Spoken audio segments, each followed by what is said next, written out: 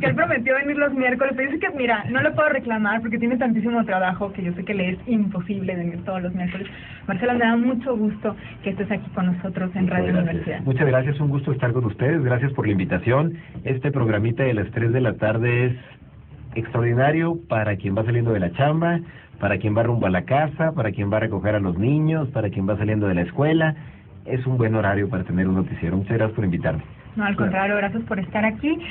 Y bueno, lo normal es que te pregunte de pensiones, pero yo quiero más que nada, sin meterme en rollos, en cosas que ahorita a lo mejor no me puedo meter, pero platicar de ti. ¿Cómo empiezas tú en este rollo de la administración pública? ¿Por qué te decides por la administración pública? Eres maestro de la universidad, eres papá, eres esposo. Háblanos de ti, Marcelo. ¿Cómo empieza este rollo? Claro que sí. Bueno, mira, soy chihuahuense, 100% chihuahuense. Mi mamá chihuahuense, mis abuelos chihuahuenses. Mi papá nació en un pueblito como a 70 kilómetros de aquí que se llama Centro Calles, a la orilla de la laguna de Bustillos, allá por Anáhuac. Mis abuelos son de Carichic y de Rivapalacio, de un pueblo que se llama Sandoval, del lado de mi papá, del lado de mi mamá, pues la estirpe es básicamente de aquí. Mi apellido Tachiquín, y Tachiquín es un apellido indígena. Mucha gente cree que es algún apellido oriental, chino, coreano, vietnamita, pero es un apellido indígena que hace más de 150, 180 años, según un libro ahí muy interesante que leí, tiene su origen en Zacatecas, en la parte sur de Zacatecas o norte de Jalisco, de una etnia indígena ya desaparecida que eran los Cascanes, pero eso es pues a mediados del siglo XIX, ya hace muchísimas 15 décadas. Entonces, pues soy un chihuahuense en toda la expresión de la palabra, soy el cuarto de 6 hijos, y de esos 6 hijos, 5 son mujeres y yo soy el único hombre. Tengo la suerte de tener una mamá muy activa, mi mamá se llama Selma Tachiquín Gallardo, también chihuahuense, de padres chihuahuenses, que tiene muchas actividades muy interesantes. Mi mamá no solamente fue vicepresidenta de la Asociación Amigos de los Animales y actualmente integrante activísima que se dedican todos los fines de semana literalmente a ir a recoger perritos atropellados, ir a recoger gatitos, esterilizarlos, etcétera, sino que aparte ella pertenece a una organización extraordinaria aquí en Chihuahua de payasos y payasas encargadas de ir a ver a los niños al hospital infantil, particularmente a los que tienen cáncer. Entonces, hay un antecedente de cercanía con la comunidad, de cercanía social. Mi papá ha sido miembro por 45 años del Club de Leones, es parte integrante de Cáritas en cuanto a los aportadores, participan con la Gran Hogar desde hace 45 años.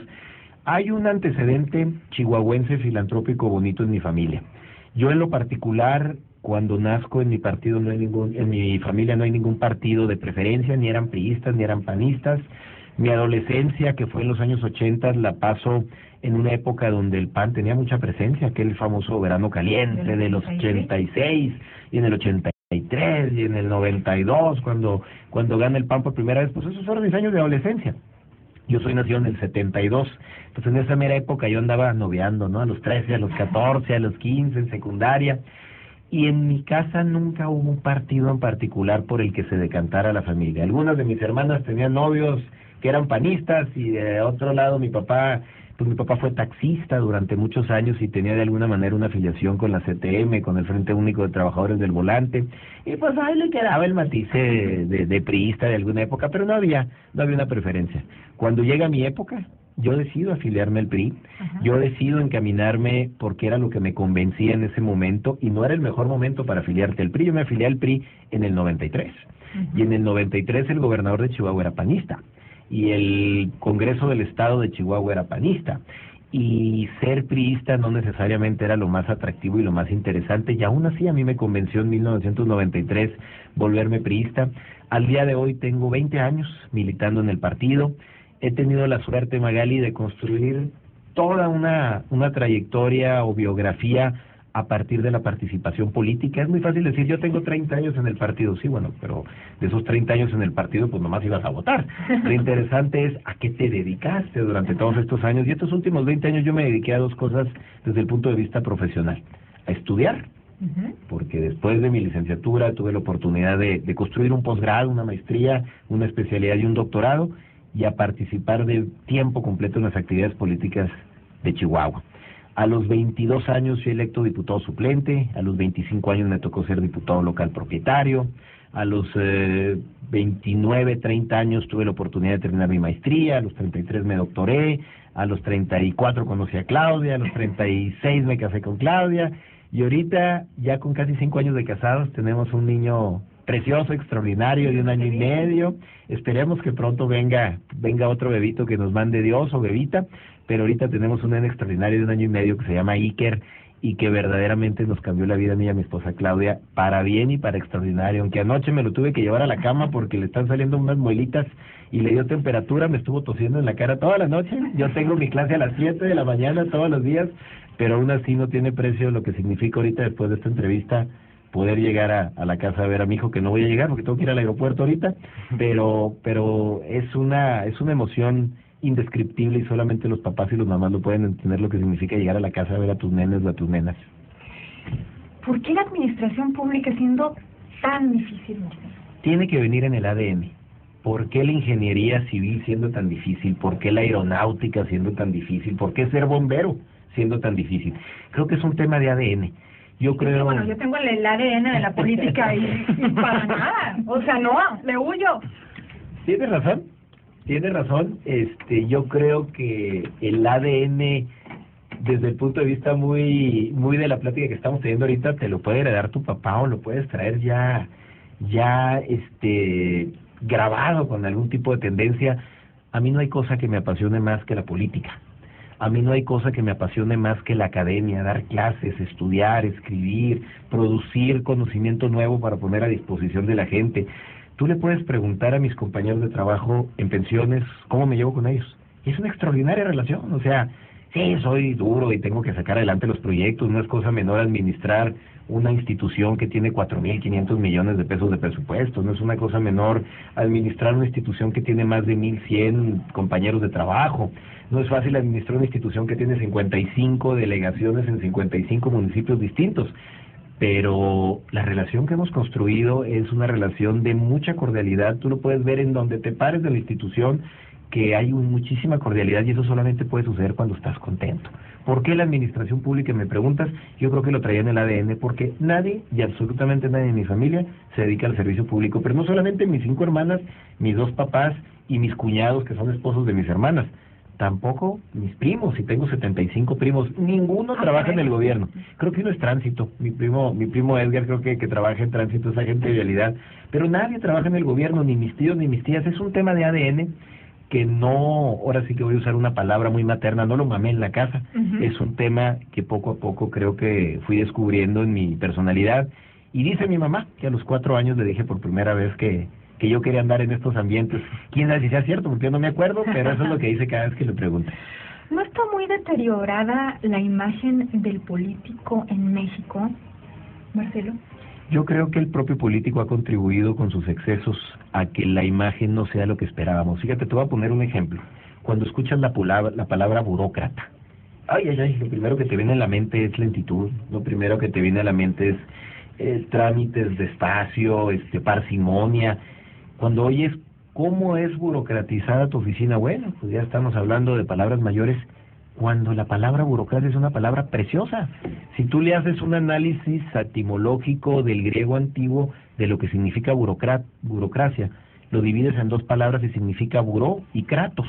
Kratos significa poder en griego antiguo, buró significa oficinas públicas. Entonces la palabra burocracia significa el poder se deposita en las manos de las oficinas públicas. Es una palabra que, si la ves desde el punto de vista gramatical y profundo, es una palabra preciosa, pero a veces la práctica de alguien o de algunos descomponen el contexto completo. Y creo que los políticos han y hemos contribuido mucho en excesos a veces en los sueldos, en excesos a veces en la utilización de la identificación del servidor público, en excesos en la utilización de los recursos. Por eso yo aplaudo mucho que paso a pasito, pero por ejemplo la definición del presidente Peña y del gobernador Duarte de imponer un plan de austeridad pisa callos. A todos nos redujeron el 10% de nuestro sueldo. Será mucho, será poquito, no sé, pero es el 10% de nuestro sueldo. 1 litro de leche sí comprabas con ese 10%. Entonces, creo que hemos contribuido los beneficiarios del poder público en que esa imagen no fuera la mejor. Pero lo mismo te pudiera decir yo, ¿y por qué la gente ahorita en las encuestas, porque todos estamos sacando encuestas ahorita por obvias razones, por qué la gente sí confía de alguna manera en el ejército? ¿Por qué la gente sí confía de alguna manera en el Instituto Estatal Electoral? Pues, ¿qué le ha dado el IE para que pudiera confiar en él? Bueno, pues es el prestigio que vas construyendo. Desafortunadamente el prestigio de los políticos es en bola. Contribuye el PRD y el PAN y el PRI y el PT y el Independiente y el Ojito y el Cuerdo y todos contribuyen. Creo que en México, a tu pregunta del desprestigio del político, Magali, creo que en México los ciudadanos tenemos una gran madurez política. No es cosa menor que tengamos una credencial de elector con todo tipo de seguridades. Cuando vas al extranjero te dicen, bueno, ¿y esta credencial qué? Tú vas y votas en España y es un cartón con una foto grapada. Tú vas y votas en Francia y si sacas la licencia de conducir, con eso tienes para poder votar. Y aquí en México tenemos toda una cultura democrática construida durante los últimos 20 años, lo que nos lleva a concluir que somos una sociedad muy madura desde el punto de vista político. Los inmaduros somos los actores políticos. Nadie objetó el triunfo desde el punto de vista de la sociedad entre López Obrador y Felipe Calderón. Quien lo objetaron fueron los malos perdedores. Nadie objetó el triunfo de Enrique Peña Nieto sobre López Obrador o sobre Josefina Vázquez Mota. Quienes lo objetaron fueron los participantes malos perdedores.